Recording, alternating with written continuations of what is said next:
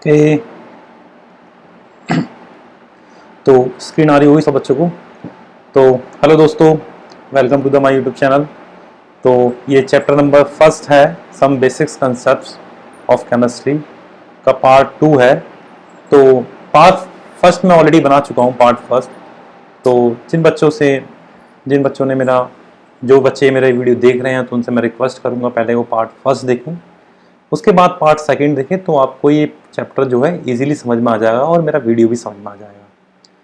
तो मैं आपसे यही रिक्वेस्ट करूंगा, पहले आप इसका पार्ट फर्स्ट देखिए, फिर आप इसका पार्ट सेकंड देखिए, ठीक है। और ये चैप्टर भी बहुत इंपॉर्टेंट है, ठीक है ना।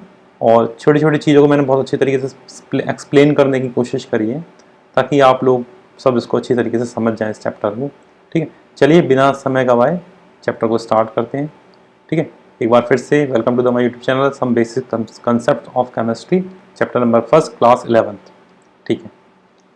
तो मैटर क्या है, ये सारी चीज़ हम ऑलरेडी पढ़ चुके हैं वीडियो नंबर फर्स्ट में। Anything which occupy space and mass is known as matter, सब जानते हैं। मैटर्स मेरे 2 टाइप्स के होते हैं, ठीक है ना, इम्प्योर एंड प्योर सब्सटेंस। और जहाँ पर इम्प्योर को ही हमने मिक्सचर बोला है, ठीक है ना,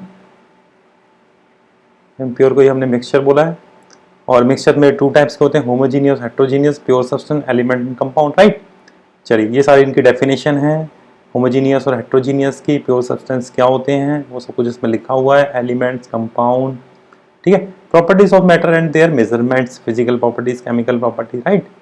चलिए ठीक है, तो यहाँ तक हमने पार्ट फर्स्ट में कंप्लीट कर दिया था इस पीपीटी में से। तो पार्ट सेकंड में से स्टार्ट करते हैं, मास और वेट। मास एंड वेट, देखो मास और वेट क्या है मेरा, सब जानते हैं, कोई नई चीज़ नहीं है, क्योंकि ये थोड़ी बेसिक चीज़ें हैं। 11th क्लास का फर्स्ट चैप्टर है, तो अभी 11th लेवल के स्टैंडर्ड्स पे नहीं पहुँचे हैं, पुरानी चीज़ें ही पढ़ रहे हैं। तो धीरे धीरे जब आगे बढ़ते आएंगे तो हमारा स्टैंडर्ड भी बढ़ता जाएगा, ठीक है। चीज़ें भी थोड़ी सी डिफिकल्ट होती जाएंगी, डिफिकल्ट नहीं कहेंगे, ठीक है।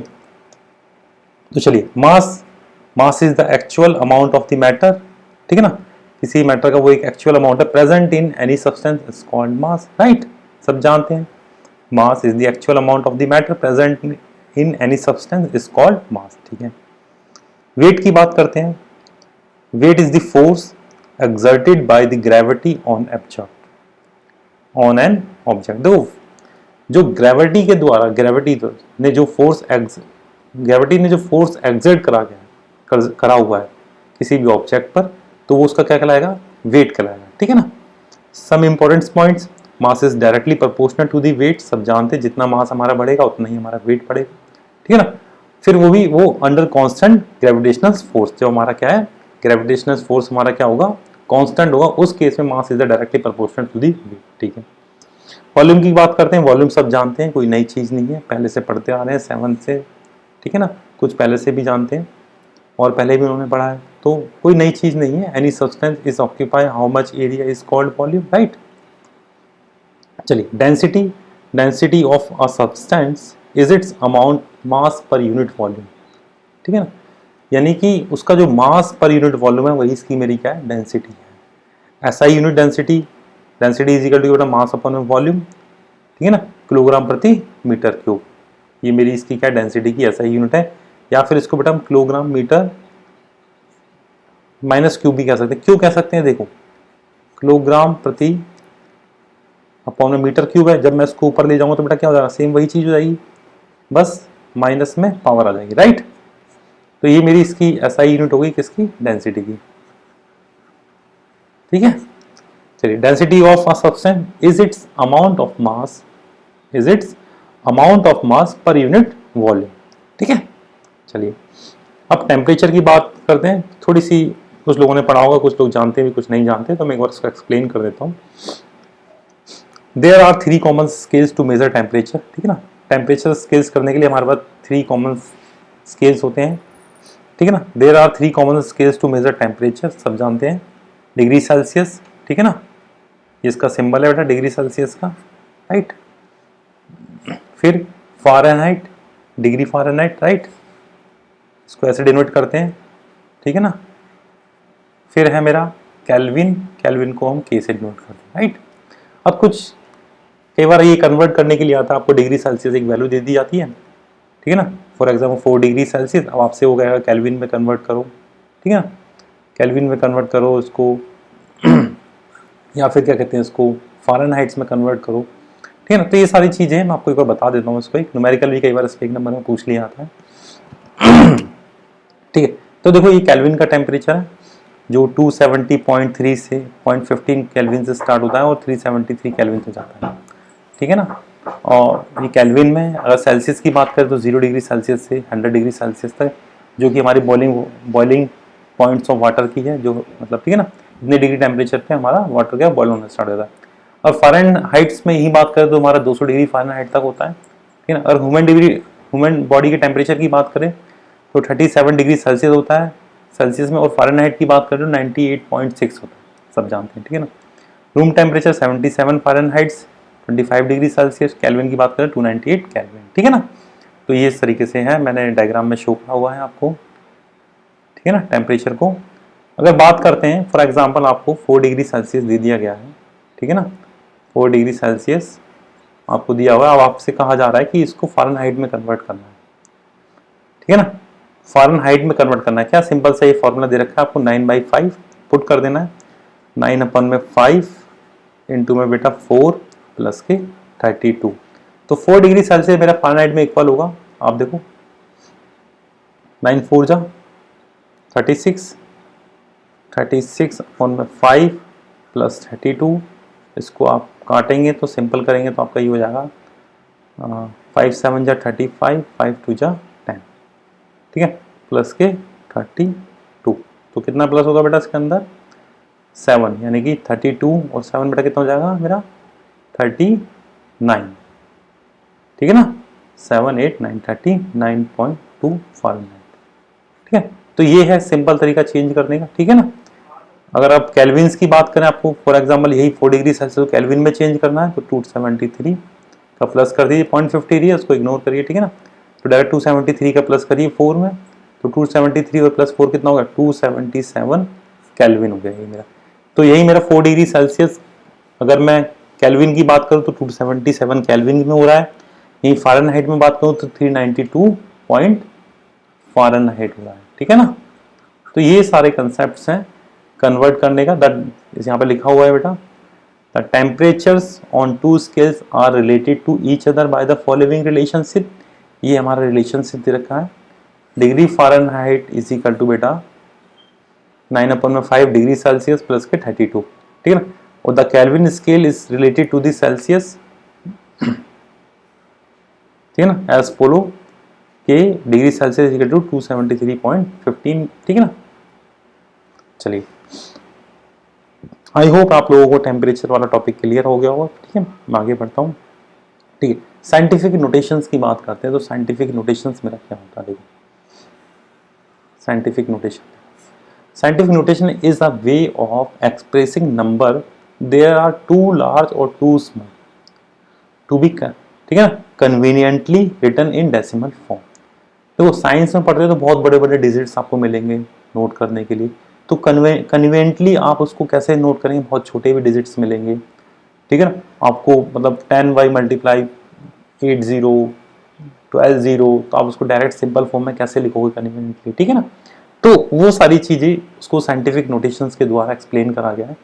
तो सबसे पहला इसके अंदर आता है बेटा मेरा मल्टीप्लिकेशंस एंड डिविजन्स का, ठीक है ना, मल्टीप्लिकेशन एंड डिवीजन, ठीक है। These are two operations follow the same rule which are there are the exponential number, ठीक है ना। दैट इज फॉर एग्जांपल देखो अगर मल्टीप्लाई करना मेरे को 5.6 इंटू में 10⁵, देखो ये 10⁵ है ना, इसका मतलब क्या होगा 5 जीरो होगी इसके पास, 10 के पास मेरी कितनी जीरो होंगी 5 जीरो होंगी, इसलिए इसको डायरेक्टली हमने 10⁵ लिख दिया, राइट। चलिए बेटा मैं बहुत बेसिक से समझा रहा हूँ आप लोगों को सारी चीज़ें, ठीक है ना, आपने पढ़ी होंगी लेकिन फिर भी मैं समझाने की कोशिश कर रहा हूँ, क्योंकि इस पर यूट्यूब चैनल में हर टाइप के बच्चे आएंगे, कुछ लोग बहुत ज़्यादा होशियार होंगे, ठीक है ना, कुछ लोग बेसिक से पढ़ना चाह रहे होंगे, तो ठीक है ना, ये सब उन सब के हिसाब से मैं बना रहा हूँ, ठीक है ना।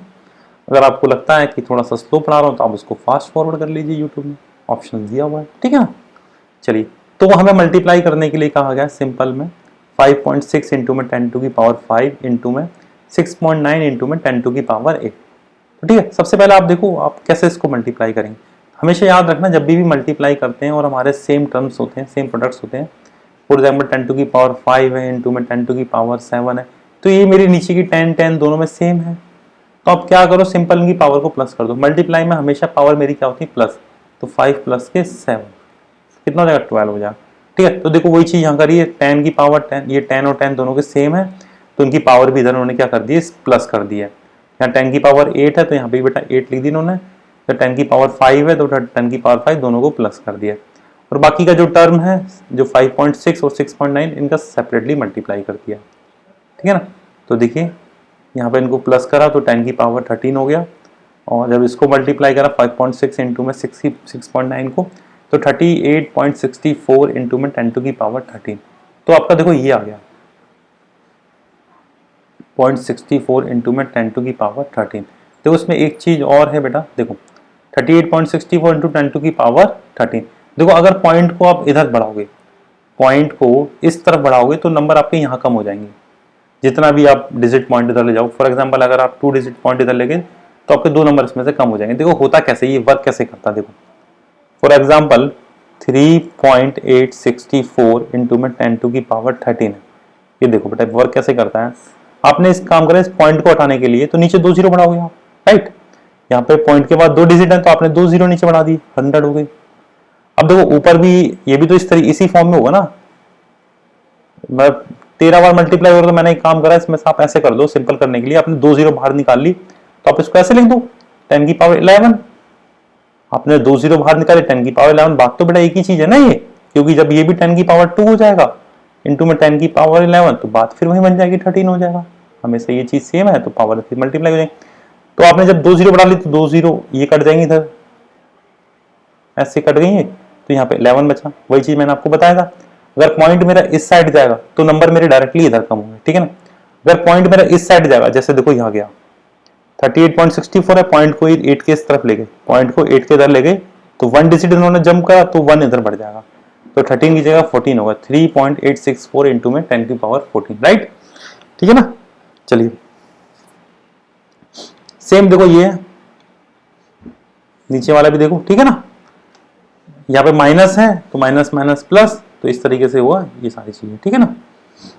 तो सेम उसी तरीके से ये वाला भी होगा, देखो हमने क्या करा, इन दोनों, ये दोनों मेरी चीजें सेम है नीचे की, तो इनको मैंने प्लस कर दिया, ठीक है ना। -2 प्लस में -6, तो -2 माइनस ये प्लस माइनस में माइनस हो जाएगा, तो -2 -6 कितना हो गया, -8, और इनको मैंने सेपरेटली मल्टीप्लाई कर दिया, ये मेरा आ जाएगा 9.8 इंटू में 2.5 को जब मैं मल्टीप्लाई करूंगा तो बेटा आएगा 24.50, ठीक है। पॉइंट में एक उठा के इधर ले जाऊंगा तो एक जीरो मेरी इधर बढ़ेगी, जब बढ़ेगी तो लेकिन माइनस का तो नंबर मेरा कम हो जाएगा, तो 10 टू की पावर -7 हो जाएगा। क्यों हो जाएगा देखो मैं आपको बताता हूँ, 24.50 इंटू 10 टू की पावर -8, राइट।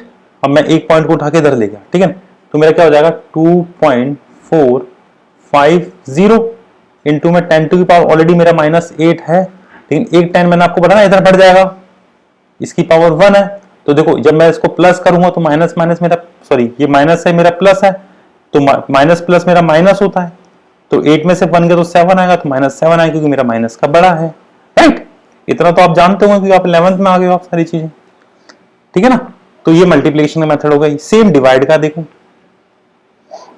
ये डिवाइड है तो देखो ये सेम ही चीज तो है, आप 2.7 को 5.5 से डिवाइड करो तो आपका ये टर्म आएगा, ठीक है ना। और बच्चे 10 की पावर -3 है, 10 की पावर नीचे 4 है, तो इसको ऊपर ले जाओगे तो ये भी बेटा माइनस हो जाएगा, माइनस माइनस प्लस, तो 10 टू की पावर -7 हो जाएगा, ठीक है ना। बात है समझ नहीं, ये देखो जब भी हम क्या करते हैं नीचे से ऊपर ले आते हैं उसकी पावर में अगर प्लस है तो माइनस हो जाएगा।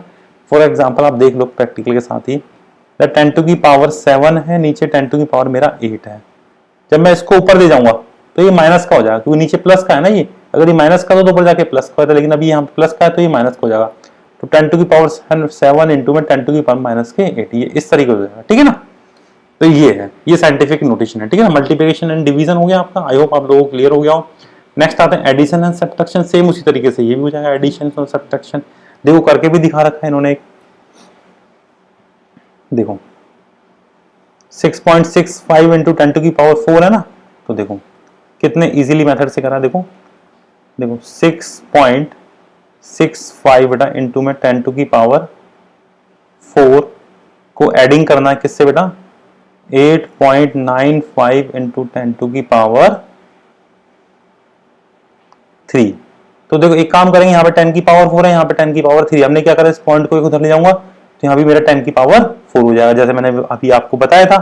तो देखो दोनों में 10 की पावर 4, इधर भी 10 की पावर इधर भी है 4, तो 10 की पावर 4 मैं कॉमन ले लेता हूं दोनों में से, तो बचेगा क्या मेरा 6.65 इंटू में 8.95, सॉरी पॉइंट मेरा यहाँ पे है 0.895 प्लस भी और यहाँ पे, ठीक है ना, इसको याद रखना बेटा।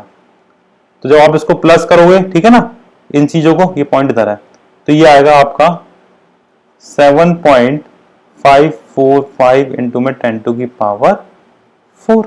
बस ये है इसका। सब्ट्रैक्शन भी सेम इसी कंसेप्ट होता है, बस माइनस करना है, कॉमन आप इसी तरीके से ले सकते हो, ठीक है ना। चलिए नेक्स्ट स्लाइड है मेरी सिग्निफिकेंस फिगर, ठीक है ना।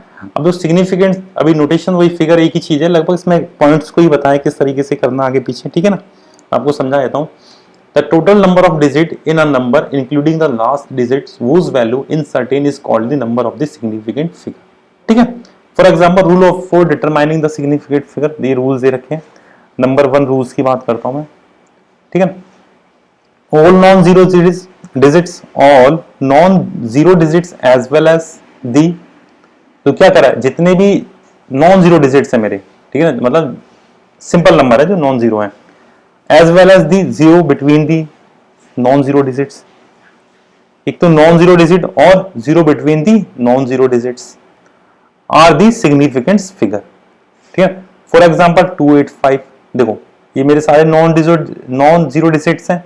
अगर इसमें मैं सिग्निफिकेंट फिगर्स की बात करूं, उसमें मेरे सिग्निफिकेंट फिगर मेरे कितने, तो 3 है, तो 3 मेरे सिग्निफिकेंट फिगर हो गए। वो कह रहा है ना, all non zero digit as well as the zero between the number, sorry zero between the number non zero digits as well as are significant figure. For example देखो दूसरा वाला एंड के बाद जो कह रहा है 403, तो ये जो जीरो बिटवीन दी आ गया नॉन जीरो डिजिट, यानी कि 4 और 3 के बीच में, ये मेरे दोनों नॉन जीरो है, तो इसमें सिग्निफिकेंस मेरे फिगर कितने हो, टोटल काउंट कर दो 4 हो गए मेरे, राइट। ये है तरीका, ठीक है ना। एग्जाम्पल भी दे रखा हो, तो in 285 centimetre there are 3 significant figure, आप काउंट कर लो, ठीक है ना। देयर आर 2 सिग्निफिकेंट, और 0.25 ml there are 2 significant figure, ठीक है ना। तो ठीक है, आप लोगों को समझ में आ गई बेटा सारी चीजें। तो सेकंड पॉइंट्स क्या कह रहा है, 0 to the left of the first number, 0 to the left, कहां गया पेन, ये रहा pen, 0 to the left of the first number non zero digits in a number are significant figure. देखो first to the non zero, इसके जो left में जो number है, जो नॉन जीरो डिजिट्स के जो लेफ्ट में नंबर है, वो मेरे सिग्निफिकेंट नंबर नहीं होंगे। फॉर एग्जांपल 0.045 इसके लेफ्ट में, तो मैं इसको काउंट नहीं करूंगा, तो मेरे इसमें कितने हो जाएंगे बेटा सिग्निफिकेंट फिगर 2। देखो जैसे दे रखा है 0.05, तो ये तो मेरे काउंट नहीं होंगे, ना ये होगा, केवल ये होगा, तो उसमें 1 हो गया मेरा सिग्निफिकेंट फिगर, ठीक है ना। अब बात करते हैं थर्ड रूल, ठीक है ना, आपको क्लियर सिंपल सा है, कुछ नहीं बेटा इसके अंदर ऐसा। थर्ड बात करते हैं, if a number end in zero, if a number and in zero but this zero are to the right of the decimal point, then this zero are the significant figure। अब देखो ये decimals का right वाला side है, तो यहाँ तो zero ही मेरे काउंट होंगे, तो इसमें 2 सिग्निफिकेंट फिगर हो गए। सेम तो ये भी राइट्स में, तो ये भी मेरा काउंट होगा, इसमें 3 मेरे सिग्निफिकेंट फिगर होगा, ठीक है ना। और यहाँ की बात करें तो ये लेफ्ट वाले तो काउंट नहीं होंगे, बट ये काउंट हो जाएंगे सारे, ठीक है ना। इसमें मेरे 3 सिग्निफिकेंट फिगर, क्योंकि अभी हमने इसमें पढ़ा था क्या था, कि जो नॉन जीरो डिजिट्स के जो लेफ्ट में जो नंबर होगा, वो मेरे सिग्निफिकेंट नंबर नहीं होगा, जैसे ये है, तो ये नहीं है, तो बाकी ये है, ठीक है ना। 4 की बात करते हैं, if a number end in zero, ठीक है, but this zero are to the right of the decimal point, ठीक है, are this zero are may or not be significant figure, ठीक है ना। तो देखो फॉर एग्जांपल 10500, इसमें तो सारे मेरे सिग्निफिकेंट फिगर्स हैं।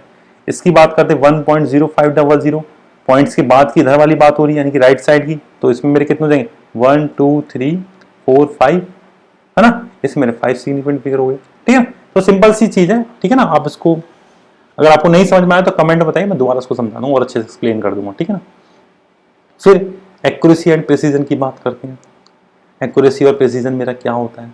देखो मैं बताऊं, the accuracy of a measurement, the accuracy of measurement is a measure of how close the measure value, मतलब जो मेजर वैल्यू है, हम उसके वैल्यू है उसके जितना क्लोज जाएंगे इस to the true value of the quantity, तो वो मेरी क्या कहलाएगी? एक्यूरेसी कहलाएगी। और प्रिसीजन क्या होता है?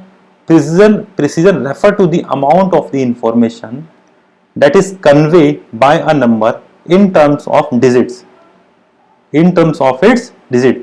It show the closeness of the two or more measurement to each other. It is independent of the accuracy. देखो फॉर एग्जांपल मैं आपको समझाता हूँ, देखो क्या होता है, आपको अभी समझ में आया। देखो फॉर एग्जांपल, देखो ये मेरा एक ये है, ठीक है ना, एक सर्कल है, इसके मुझे सेंटर पॉइंट से मुझे तीर मारने हैं, ठीक है ना, इसको डर्ट्स बोलते हैं, ठीक है ना इंग्लिश में। तो ये मुझे मारने हैं। अगर इसकी एक्यूरेसी मेरी कब होगी? जब बिल्कुल सेंटर में लगेगा, वही तो है, बिल्कुल सेंटर में लगेगा, इसका मतलब मेरी एक्यूरेसी हो गई, ठीक है ना। तो देखो ये तीनों डट्स मैंने मारे, तो तीनों मेरे आके सेंटर्स में लगे, तो इसमें एक्यूरेसी मेरी क्या गुड हो गई, प्रिसीजन भी मेरा गुड होगा। देखो कैसे हो गया? तो first one show good accuracy and good precision, ठीक है ना। ये जो फर्स्ट वन है मेरा, ये गुड एक्यूरेसी भी शो करता है, गुड प्रिसीजन भी शो करता है, ठीक। क्यों करता है?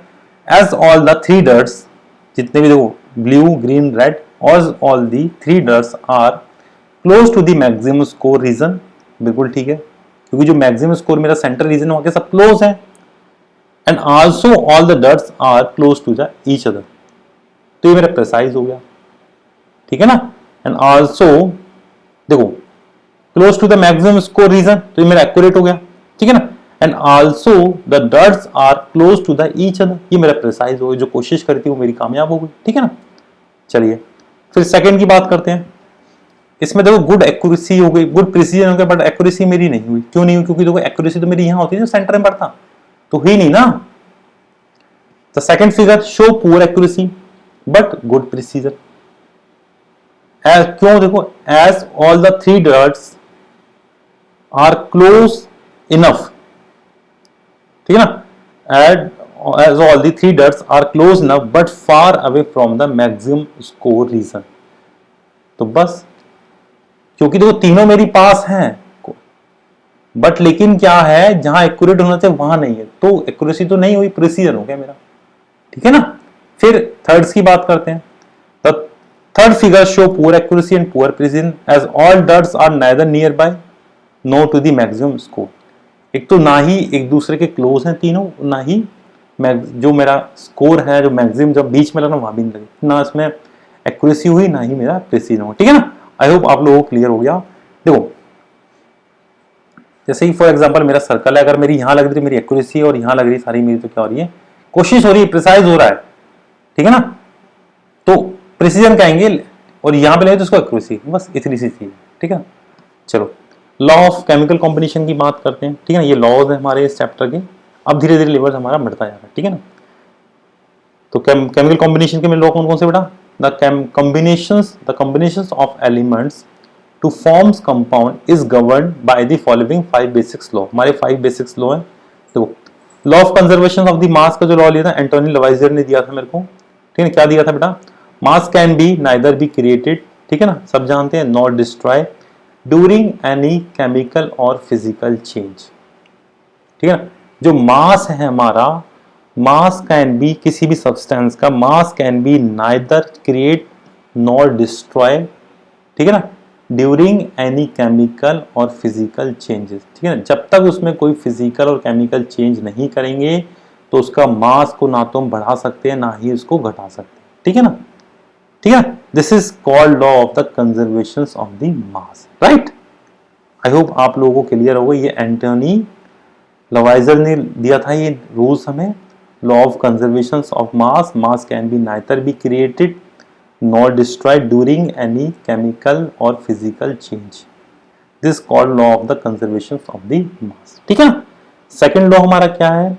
Law of the definite proportions. मैंने एग्जांपल दिया है आपको, जोसेफ प्राउस्ट ने हमें रूल्स दिया था, ठीक है। लॉ ऑफ डेफिनिट प्रपोर्शंस का देखो क्या है? A pure chemicals compounds always contains देखो, अब pure chemicals compounds always contain same elements combine together in the same definite proportions. देखो, यहां मेरा H2 था, यहां मेरा O2 था, दोनों मेरा क्या बन गया, H2O बन गया। ठीक है ना। अब pure chemicals compounds always contain same elements combine together in the same definite proportion. ठीक है ना। यहां मेरा H2 था प्योर रूप में, यहां ऑक्सीजन, तो मेरा क्या बन गया, मेरा H2O बन गया। ठीक है ना, राइट। और देखो,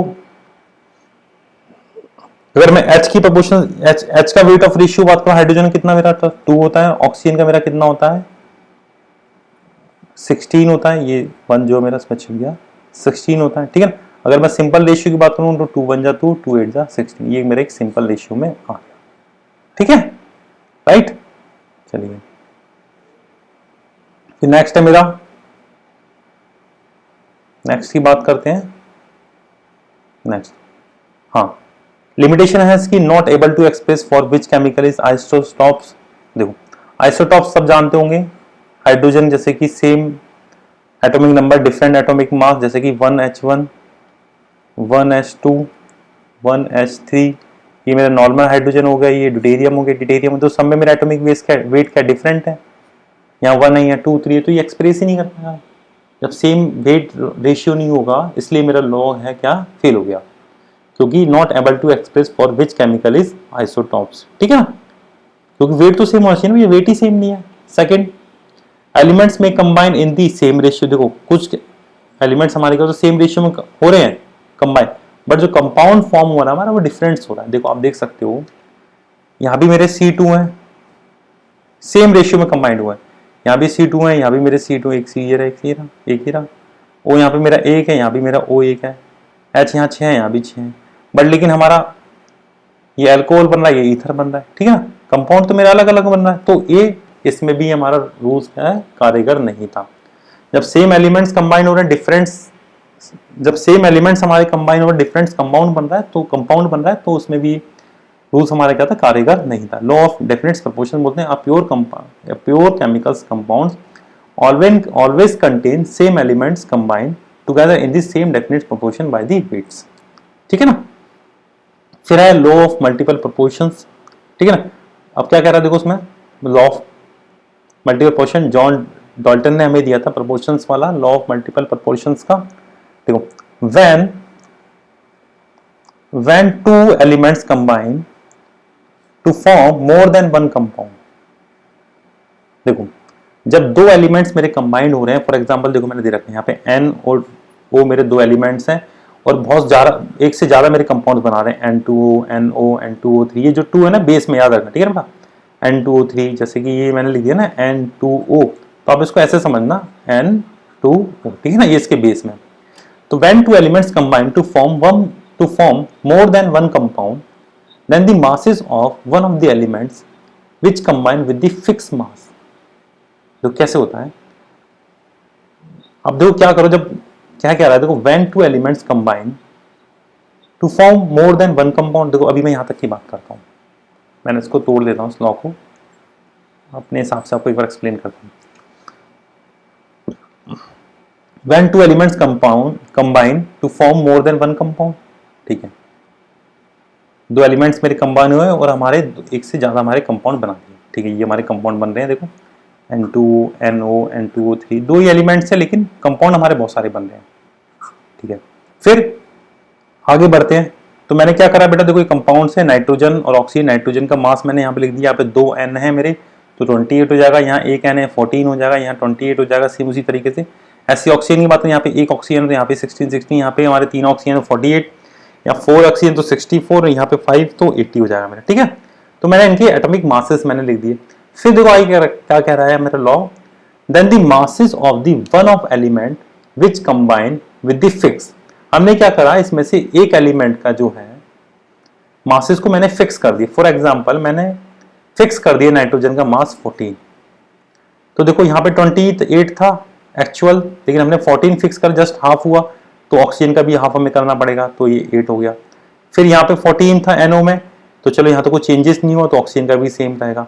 नीचे फिर से 428 थे, यहाँ 14 है, तो हमें इसका भी हाफ करना पड़ेगा। 48 का 24 हाफ हो गया, 28 यहाँ भी हाफ है तो 64 का भी हाफ करना पड़ेगा, 32 ऑक्सीजन। ठीक है ना, चलिए हमने यहाँ तक कर दिया, फिक्स कर दिया। फिर क्या कह रहा है, यहाँ तक हमने फिक्स कर दिया, चलिए यहाँ तक पढ़ लिया। Of the other element are in this simple whole number ratio, यानी कि जो ऑक्सीजन जो होगा वो मिलेगा सिंपल वोल नंबर रेशियो मिलेगा। ठीक है, मैंने जो ऑक्सीजन के मासेस के रेशियो मैंने लिख दिए 8, 16, 24, 32, 40। अब मैं जब इसे काटूंगा तो 8 से कटता है, 8 1 जा 8, 8 2 जा 16, 8 3 24, 8 4 जा 32, 8 5 जा 50। तो देखो सिंपल नंबर रेशियो मिल गया 1 2 3 4 5। तो यही जॉन डैंटल ने हमें बताया था, जब दो एलिमेंट्स हमारे कंबाइन होंगे और एक से ज्यादा कंपाउंड बनाएंगे तो क्या करेंगे, उसमें जो एक जो एलिमेंट्स का मास फिक्स करने पर तो हमें क्या होगा, जो दूसरा एलिमेंट का जो मासेस मिलेगा वो एक सिंपल नंबर रेशियो में मिलेगा। ये हमें जॉन डैंटल ने बताया, वही मैं आपको बता रहा हूँ। ठीक है ना, चलिए फिर लॉ ऑफ रेसिप्रोकल प्रोपोर्शंस, देखो ये बहुत इंपॉर्टेंट रूल्स है, लॉ है। ठीक है ना, तो ध्यान से इसको एक बार समझिए। Law of the reciprocal proportion और लॉ ऑफ द इक्विवेलेंट। ठीक है ना, एक मिनट प्यास लग रही थोड़ी सी है ना, एक मिनट पानी मांगो। ठीक है ना, पानी चाहिए, वो रखा शायद, पानी रखा है। तो ठीक है ना बच्चों, हाँ तो जब तक पानी आता है थोड़ा सा आगे बढ़ लेते हैं। चलिए पानी भी आ गया।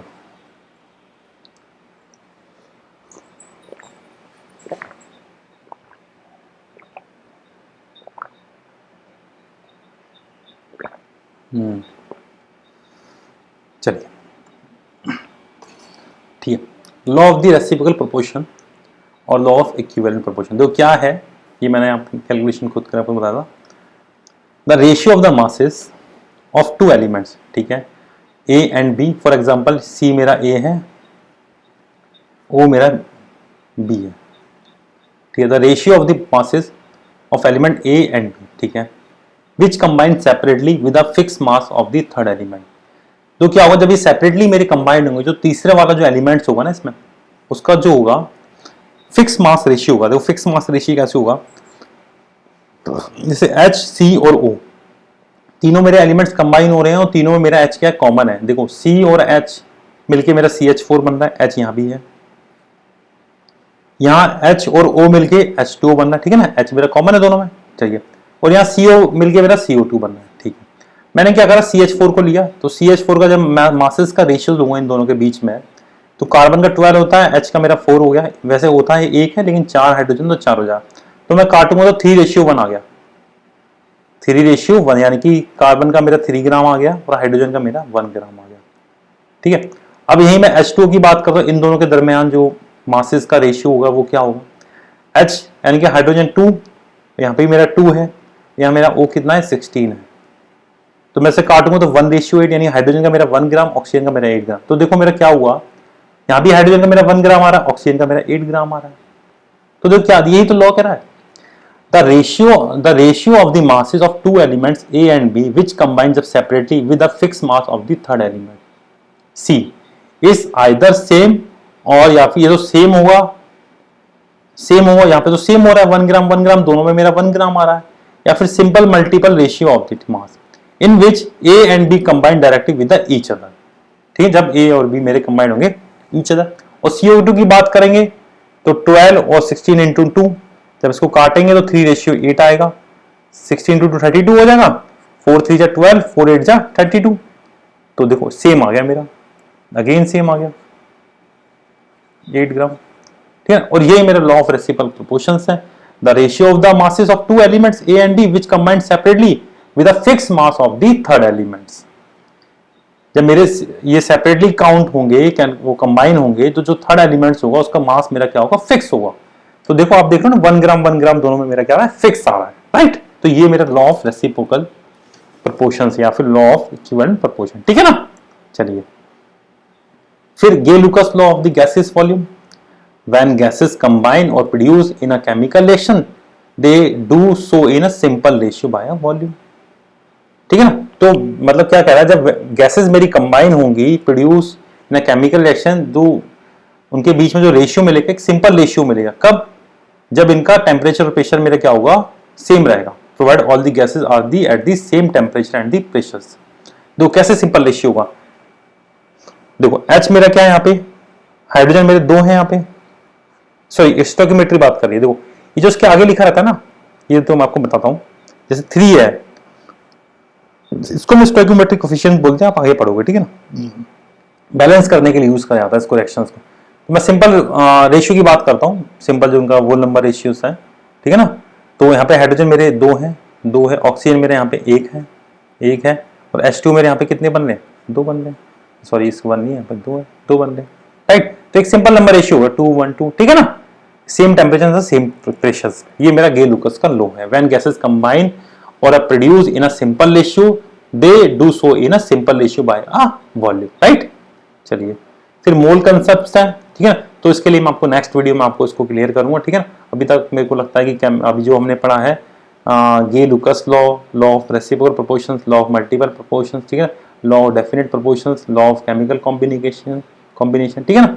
तो ये सारे लॉ, ये जो हैं, जो लॉ हैं, आप इनको एक बार थोड़ा सा पढ़िए, रिवीजन करिए, और जो मैं आपको समझा रहा हूँ बेटर है कि आप पेन और कॉपी लेके बैठें, तो बताऊँ आपको डायरेक्टली इसको साथ साथ आप रफ नोट बनाते जाएं, ठीक है, ताकि रफ नोट से आपको ही बेनिफिट मिलेगा। जब आपको जरूरत पड़ेगी तो आप फट से उसमें से देखकर बता सकते हो, ठीक है ना। तो ये नोट्स के हिसाब से भी आपके लिए बहुत इंपॉर्टेंट है प्रेजेंटेशन, ठीक है ना। आप फेयर भी कर सकते हो, फेयर के लिए तो और भी अच्छा आपके लिए, ठीक है ना। और ये एक्यूरेसी प्रिसीजन आपका हो गया होगा, ये डेफिनेशंस लिखी हुई है, ठीक है ना। Significance figure, addition, subtractions, notations, temperature, ठीक है ना। तो देखो मेरा आप लोगों से ये कहना है कि अगर आप लोगों को वीडियो अच्छा लगा, आप लोगों को वाकई में समझ में आया, तो आप इसको लाइक और सब्सक्राइब जरूर करिए, क्योंकि मैंने अभी चैनल नया बनाया है, ठीक है ना। अगर मुझे लगेगा कि इस पे लाइक हो रहे हैं, सब्सक्राइब हो रहे हैं, तो मुझे लगेगा कि हाँ, इससे मेरा ही प्रोत्साहन बढ़ेगा कि लोग, बच्चों को पसंद आ रहा है, ताकि मैं और बनाऊं, ठीक है ना। और आज के ज़माने में आप जानते हो एजुकेशन बहुत महंगी हो गई है, स्कूल कोचिंग्स की फीस बहुत महंगी होती है, ठीक है ना। तो बेसिकली उन बच्चों के लिए तो हेल्पफुल रहेगी जो अफोर्ड्स नहीं कर पाते आज के ज़माने में कोचिंग्स का पैसा, ठीक है। तो इसलिए ज़्यादा से ज़्यादा आप इसको शेयर करिए अपने स्टूडेंट्स के साथ, अपने दोस्तों के साथ जो 11th क्लास में पढ़ रहे हैं। मैं 10th के भी वीडियो बनाता हूँ, 12th के भी बनाता हूँ, ठीक है ना, केमिस्ट्री से संबंधित, ठीक है ना। तो यही है मेरा आप लोगों से कहना कि आप ज़्यादा से ज़्यादा शेयर बच्चों को करिए, ताकि मुझे भी इससे प्रोत्साहन मिलेगा, मैं और वीडियो बनाऊंगा। और कमेंट भी करिए अगर आपको कुछ समझ में नहीं आ रहा है वाकई में, अगर आपको पसंद नहीं आ रहा है आप उसको डिसलाइक भी करिए, ठीक है ना। चलिए, ओके, थैंक यू बच्चों, थैंक यू।